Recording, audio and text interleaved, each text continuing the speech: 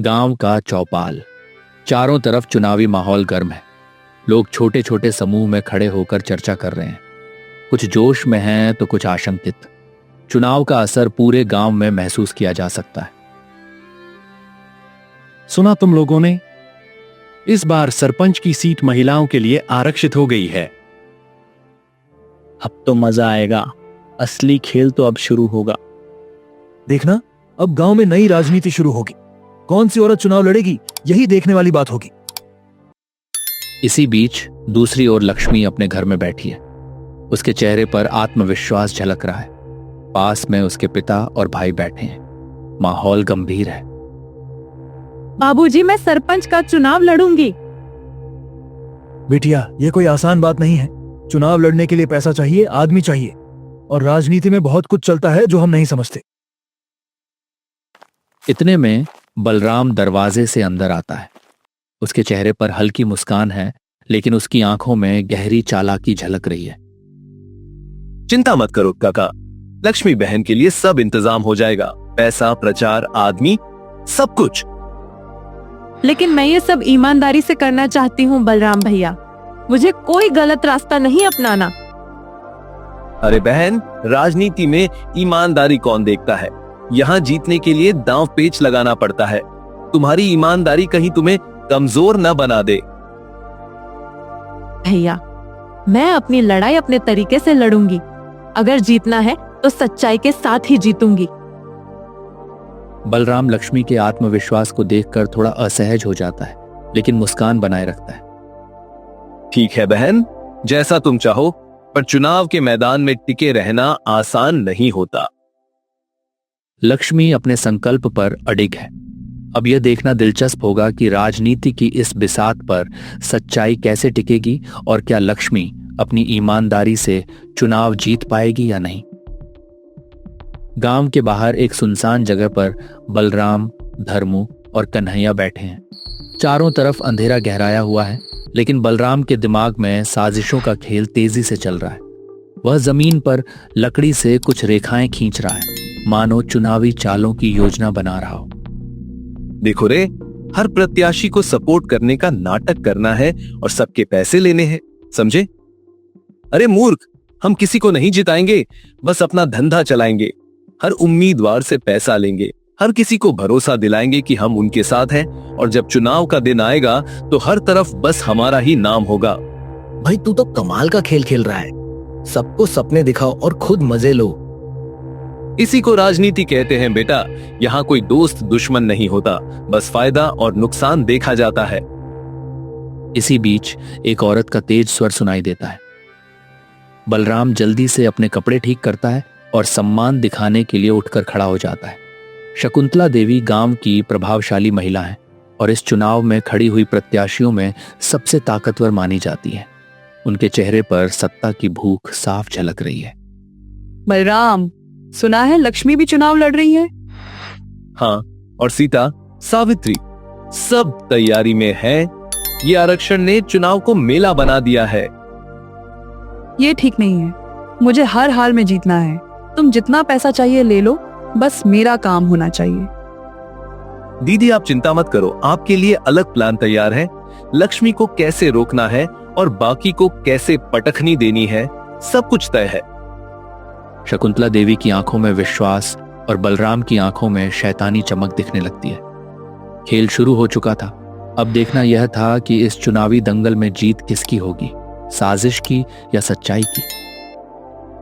गांव का एक पुराना मगर मजबूत मकान। अंदर आंगन में सीता और उसके पति गजेंद्र सिंह के बीच बहस चल रही है।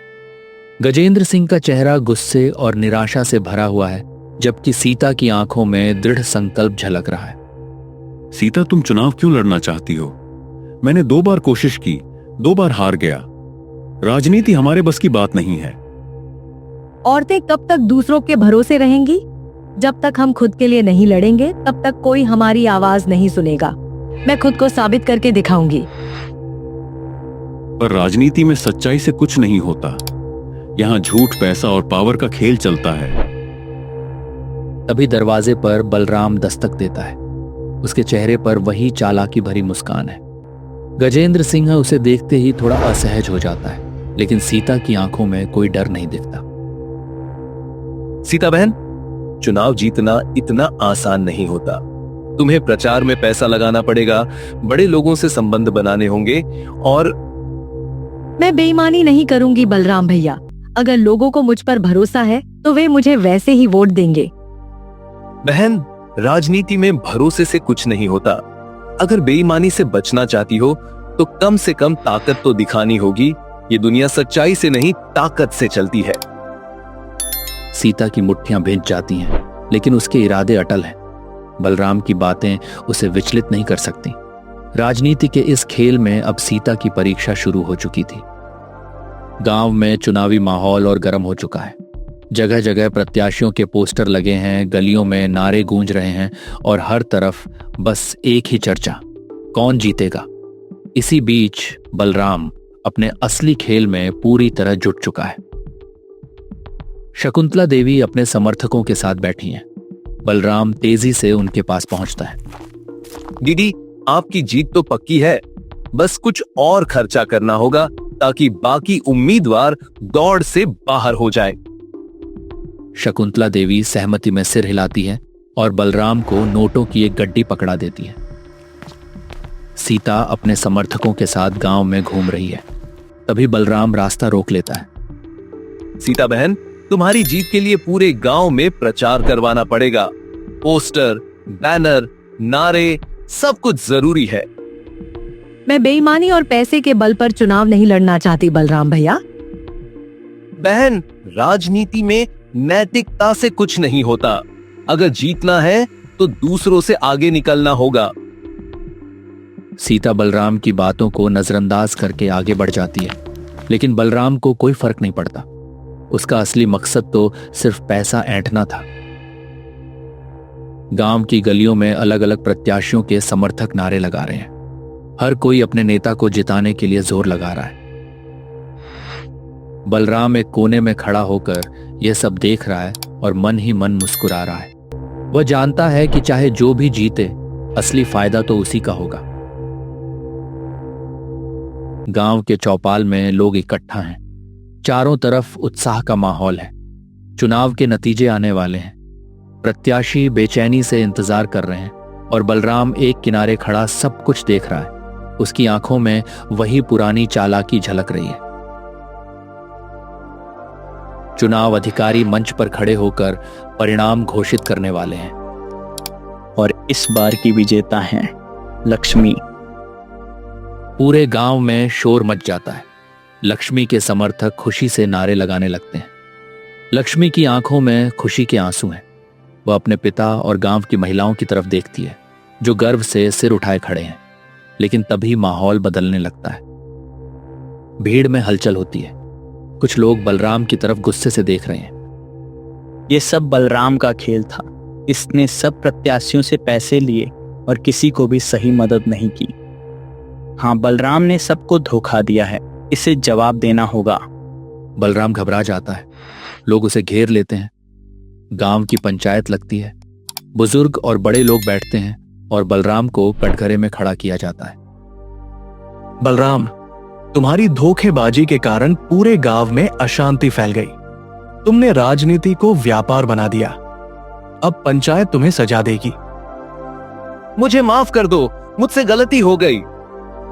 गांव वाले गुस्से में हैं, लेकिन लक्ष्मी आगे बढ़कर बोलती है। गलती नहीं, ये धोखा था। लेकिन अब गांव में ईमानदारी से काम होगा। हर फैसला जनता की भलाई के लिए लिया जाएगा, न कि किसी के लालच के लिए। गांव वाले तालियां बजाते हैं। पंचायत फैसला लेती है कि बलराम को गांव की सेवा करनी होगी और उसे कोई राजनीतिक भूमिका नहीं दी जाएगी। बलराम सिर झुकाए वहां से चला जाता है। लक्ष्मी सरपंच की कुर्सी पर बैठती है। गांव की महिलाएं और लोग खुश हैं। अब इस गांव में सच्चाई और न्याय की जीत होगी। सबका साथ, सबका विकास। गांव में एक नए युग की शुरुआत होती है, जहां ईमानदारी और मेहनत की कद्र की जाती है। बलराम की चालाकी खत्म हो चुकी थी और जनता ने अपना सच्चा नेता चुन लिया था। हम सब मिलकर इस गांव को एक नई दिशा देंगे। शिक्षा, स्वास्थ्य, सड़कें, सब कुछ होगा। पर सबसे पहले हम अपने बच्चों को सिखाएंगे कि ईमानदारी और मेहनत की कोई कीमत नहीं होती। गांव वाले फिर से तालियां बजाते हैं और कुछ लोग नारे लगाते हैं। हमारी सरपंच लक्ष्मी बहन जिंदाबाद। यह सिर्फ एक शुरुआत है, अब असली काम शुरू होगा।